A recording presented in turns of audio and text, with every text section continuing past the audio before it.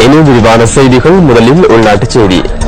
வடமாகாணத்தில் நிலவும் சீரற்ற வானிலை காரணமாக பாடசாலைகளின் கல்வி நடவடிக்கைகள் இன்று முன்னெடுக்கப்பட மாட்டாது என அறிவிக்கப்பட்டுள்ளது. மாகாணத்தில் பரவலாக ஏற்பட்டுள்ள வெள்ள பாதிப்புகளினால் இடம்பெயர்ந்த மக்கள் பாடசாலைகளில் தங்கியுள்ளதன் காரணமாக இந்த தீர்மானம் எடுக்கப்பட்டுள்ளதாக வடமாகாண கல்வி அமைச்சின் செயலாளர் இ. ரவீந்திரன் நியூஸ் போஸ்டுக்கு குறிப்பிட்டார்.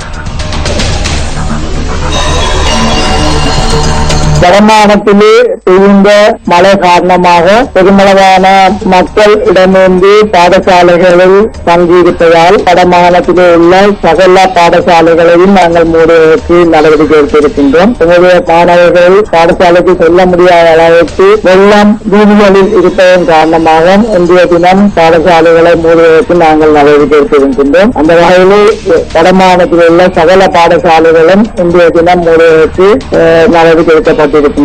இந்திய தினத்துக்குரிய பாடசாலை வருகிற 21ஆம் தேதி சனிக்கிழமை நடைபெறும் என்பதையும் அறிவித்திருந்தோம்.